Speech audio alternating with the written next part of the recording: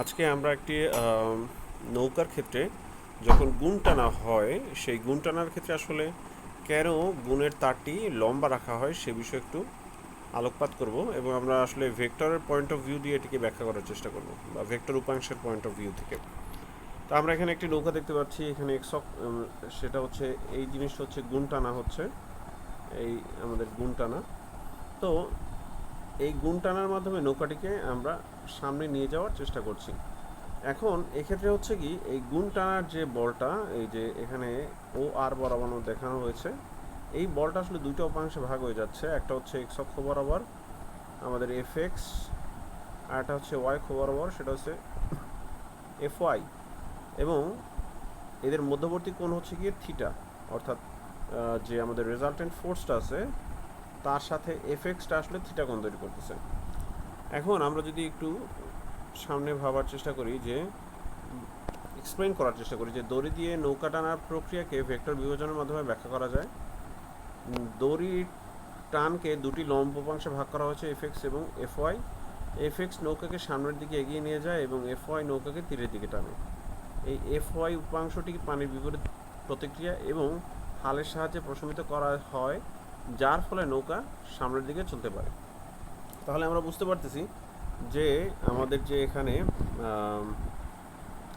দুইটা উপাংশ আছে, তাহলে সে এফ এক্স করে কি, নৌকাটাকে সামনে নিয়ে যায়, নৌকাটাকে সামনে নিয়ে যায়। আর এফ ওয়াইটা আসলে তারকে পাড়ের দিকে নিয়ে যেতে চায়, কিন্তু এই যে বৈঠাটা আছে, এই বৈঠা দিয়ে যে পিছনে বসা যে ব্যক্তি থাকবে সে হচ্ছে এই পাড়ে নেওয়ার বলটাকে নাকচ করে দিবে।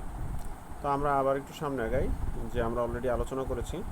এখন দীর্ঘ দড়ির আসলে সুবিধাগুলো কী কী, যে কম কোণ তৈরি করবে। দড়ির দৈর্ঘ্য বেশি হলে টানের সময় অনুভূমিকের সাথে উৎপন্ন কোণ থিটাটা ছোট হয়, সেটা আমরা খুব সহজেই দেখতে পাবো।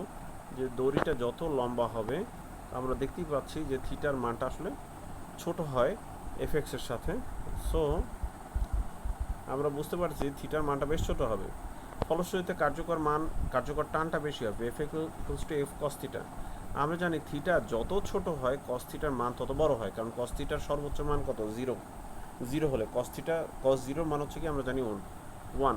এর মানে হলো একই পরিমাণ বল প্রয়োগ করেও আরও বেশি কার্যকর টান আমরা পেতে পারি যদি আমরা থিটার মান ছোটও রাখতে পারি।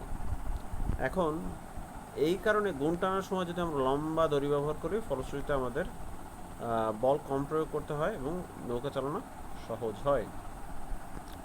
এখন এই পর্যন্ত আসলে আমাদের আলোচনাটা শেষ। এরপর আমরা এখানে আরেকটু যদি ডিপলি ব্যাখ্যা করতে চাই সেটা করা যায়, যে বলকে আমরা উপাংশে ভাগ করছি, তারপর এফ এক্স অংশটাকে আমরা বলছি যে সেটা সামনে নিয়ে যায়, আর পাড়ের দিকে চালিত বল এফ ওয়াই সেটা হচ্ছে f y sine theta, f y equals to f sine theta.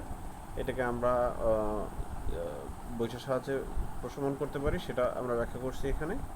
তো এর ফলাফল কি, আমাদের সুতি যত বড় হবে তত বেশি শক্তিতে সামনের দিকে যাবে। তো ধন্যবাদ সবাইকে।